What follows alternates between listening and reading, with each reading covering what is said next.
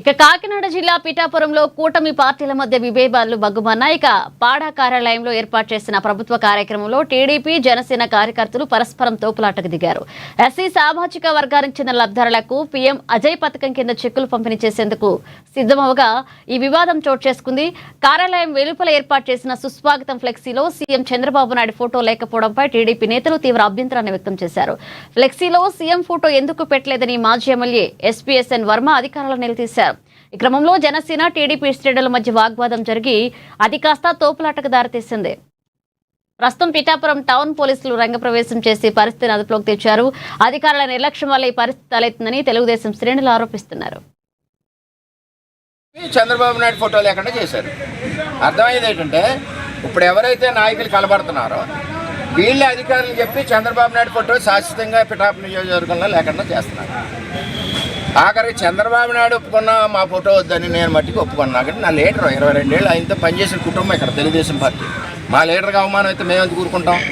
అలాగే మేము పవన్ కళ్యాణ్కి అవమానం అయినా మేము ఊరుకోం. పవన్ కళ్యాణ్కి అవమానం అయినా మేము ఊరుకోం. ఎందుకంటే గెలిపించాం మేము. వాడేంటి ఎన్నిపోటు పొడిచి వచ్చాడు? డబ్బు ఖర్చు పెట్టింది దొరబాబు, మందు దాచింది దొరబాబు లీడర్ల ఇంట్లో. ఎలక్షన్లో ఎన్నిపోటు పొడిచింది దొరబాబు. ఇవాళ మట్టి చెరువులు తవ్వుకోవడానికి అప్పుడే 2 చెరువులు రాపత్రలో పెట్టాడు. మొత్తం టీం అంతా వచ్చింది. ఆడి మీద స్కాములు 150 కోట్ల స్కాములు ఉన్నాయి. ఎందుకు వచ్చే పార్టీలోకి? జనసేనలో ఉండి తొడగొట్టలేకపోయా పౌరుషం ఉన్నవాడైతే. మేమన్నా పార్టీలు మారేవా? పార్టీ ఎలా చెప్తే అలా వెళ్తాం. నువ్వు వచ్చి ఏం చేసావు? పాత జనసేన వాళ్ళు ఎవరిని రానికుండా మీరు కాసేశారు. అందరూ గోలెడుతున్నారు, అన్నగారు మా పరిస్థితి ఎలా ఉన్నా. మీరు కొత్త టీం అంతా వచ్చేసి మీదడిపోతున్నారు.